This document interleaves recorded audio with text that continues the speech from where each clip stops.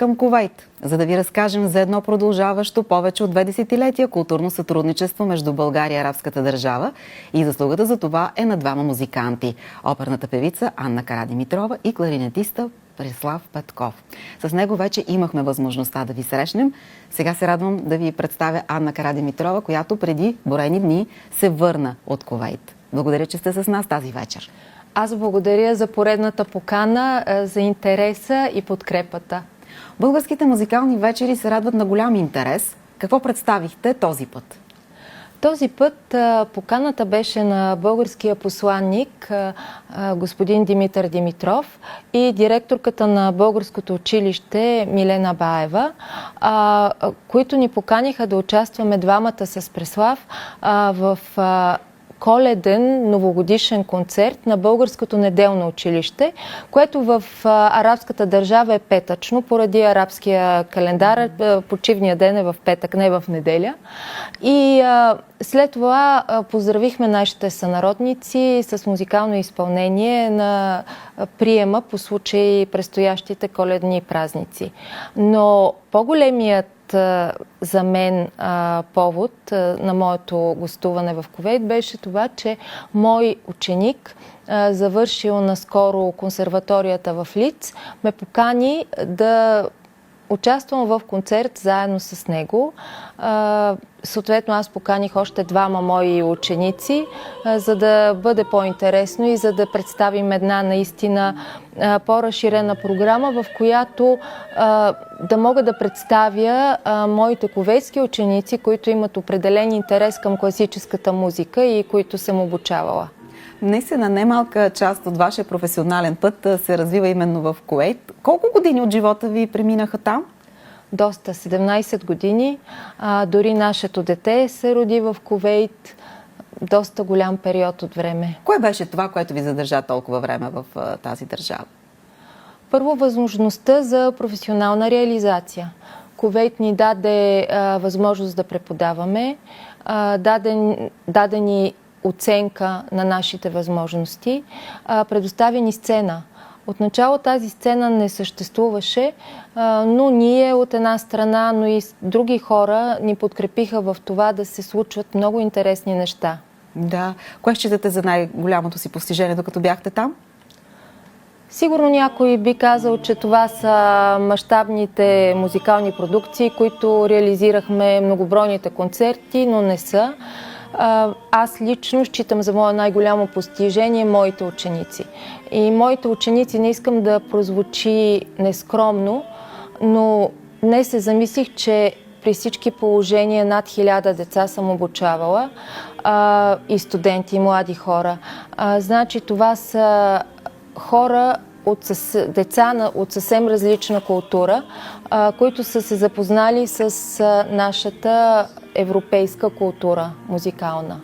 Да не говорим, че много от тях е останала, все още гори тази искрица на музиката. Те продължават да пеят, да се занимават с музика и доста от тях дойдоха на концерта, който беше организиран от моя ученик Насер Ауади, като публика. Да, вече можем ли да кажем, че кувейтската публика има изграден вкус и разбиране за западноевропейската музика, класическа, джаз, защото вие и такива концерти правихте? Ами, аз се опасявам, че ние много често подценяваме нивото на арабската публика, защото ако кажем, че нашата музика е елитарна музика, то елитът на арабската държава Кувейт и не само елита, определено цени музикалната култура, западноевропейската музикална култура.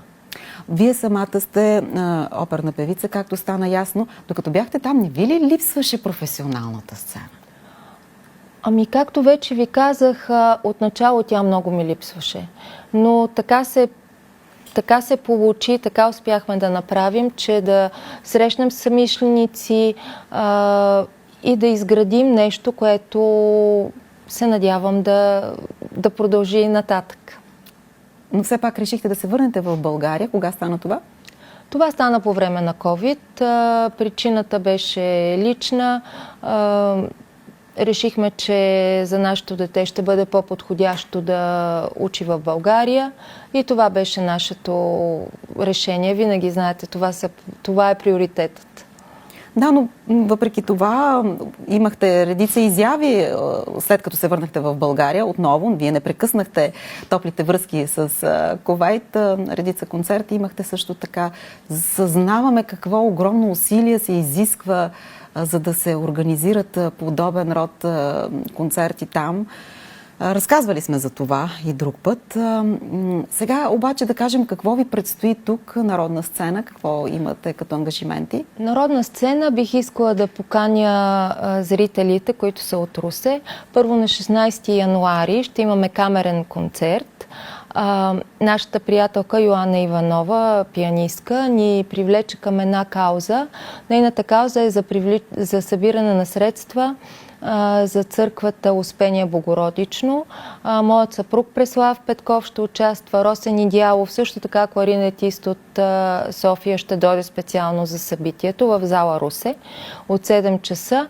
А другата наша огромна лична кауза, за което искам да благодаря специално на кмета господин Пенчо, да, специално бихме искали да благодарим. Беше ни дадена залата на доходното здание, където за каузата на Илиян Русев Скури за построяване на водно-рехабилитационен басейн за деца и възрастни с двигателни и ментални затруднения, ще се проведе голям концерт. Надяваме се да бъде много голям концерта, защото трябва да се съберат много пари за изграждането на такова съоръжение.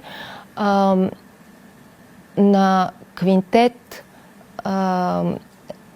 мандолинен квинтет с Славчо Николов и тамбурашки оркестър с Наталия Константинова. Кога ще бъде това събитие? На 19 февруари. На 19 февруари. Да. Разбира се, когато наближи, ние ще имаме отговорността да го представим, защото преди време вие направихте един концерт с мандолинния квинтет тук в Русе. Залата в филхармонията беше препълнена. Хората след това ме питаха специално кога отново ще гостувате. Така че се надявам наистина на голяма подкрепа и на тази благородна кауза. Аз ви благодаря за този разговор. За сега желая успех във всичките ви начинания. А ние ще завършим нашата среща с ваше изпълнение, заснето на концерта в Кувейт. Слушаме арията на Серпина от операта "Слугинята господарка" на Перголеси. Thank